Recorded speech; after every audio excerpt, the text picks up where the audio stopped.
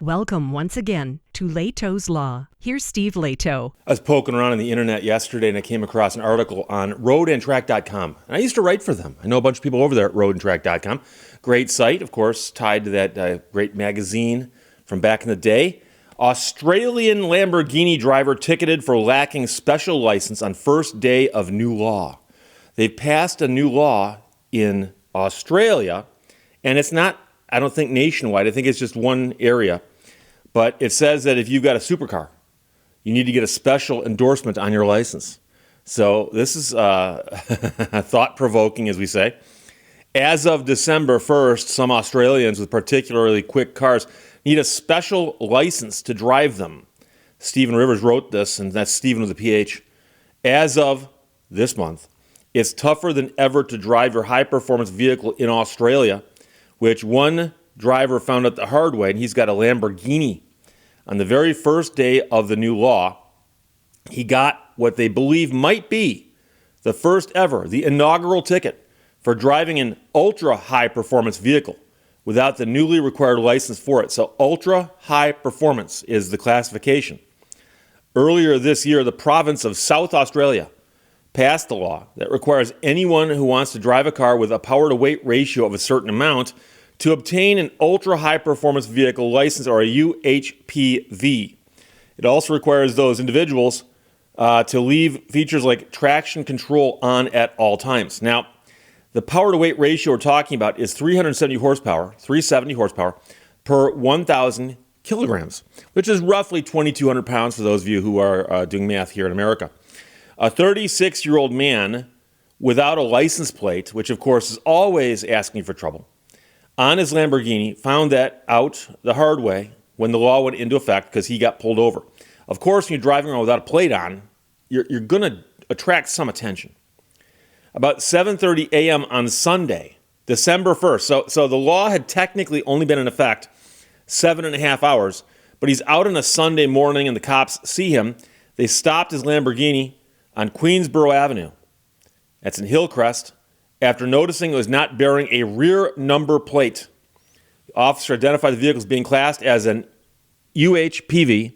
However, the man's license did not show the required class license endorsement, where apparently they put a U on the license itself. Kind of like if you're in America and you have a regular driver license, and then you get a endorsement to ride like a motorcycle. So the South Australian police said this on a post on Facebook, and they said that the penalty for the first offense can go as high as $1,625 US, or in Australian that'd be $2,500. Now, interestingly, to obtain the license isn't that difficult. There is an online exam that reportedly takes less than an hour to complete, but it only costs $61 Australian or $40 US, and they claim that after you take that test, you'll be more able to safely drive your ultra high performance vehicle. So the question is whether that'll actually work or not, but it's the law. So it may sound wild to Americans, but the new law is keeping with a long history of strict Australian motor vehicle laws regarding driving behavior and car modification. Police can impound a vehicle after only a second offense in some reckless driving situations, for example. And, one thing, I've never been to Australia, and I apologize. I've got friends there. I've got friends in New Zealand. I've got friends, I know somebody who knows somebody in Tasmania. Trust me.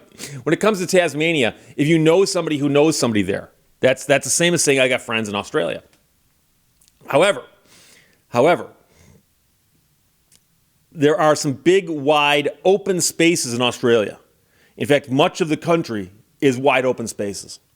And I would think that'd be really tempting if you had a supercar to go out in the middle of nowhere and just step on it. Now, America's got some places like that too. But of course, the problem arises when people don't feel like going all the way out there to goof off and they decide to do it, closer to town. But the interesting thing I started thinking about is that horsepower to weight ratio. It's kind of like the strength to weight ratio of the aluminum pole for Festivus. But I have two cars that might run afoul of this law because I own a Viper. That's a model of it. And I own a Cobra. And that's a model of it behind all that other stuff. Okay? And so I did some math last night. You know how I enjoy doing math. And I looked up some numbers. And if my thumbnail sketch scribbles here are accurate, it looks like my Viper would not require this license to be driven in Australia. And I'm kind of disappointed in that. I was looking at it going, really? Really? Okay, I guess. But don't get me wrong. I mean, the Viper was a car that just Dodge dealers sold. You could walk in and buy one. That's, they were, it's not like you had to special order it for another country or something. But the Cobra is, in fact, too high in the sense of what it means. So basically what you do, and remember story problems in math? It looks to me like my Viper is just below the cutoff, meaning that it's a little bit too heavy for the horsepower to be considered an ultra high performance vehicle. But the Cobra actually would do it. And as I like to tell people, and I'm not going to get heavily into the math here because, again, I don't think anybody cares for the actual numbers. Although if you want to double check my math, go right ahead. However, here's the thing. The Cobra and the Viper have almost identical horsepower ratings, okay? The Viper, just the engine is a standard Viper engine from 1999. It's a 10-cylinder, 488 cubic inch engine. And so the Cobra, however, is a third-generation Roush with an aluminum block, aluminum heads, and all that stuff. But interestingly, the Cobra weighs almost 1,000 pounds less than the Viper. It's like 900 and something pounds less than the Viper. So that's why the Cobra would require this license. The Viper would not. But the other thing is, it says that, for instance, if you're driving one of these cars and you've got the license, you got to do things like keep your traction control on. What if your car hasn't got traction control, or I don't know, ABS, or I mean, what?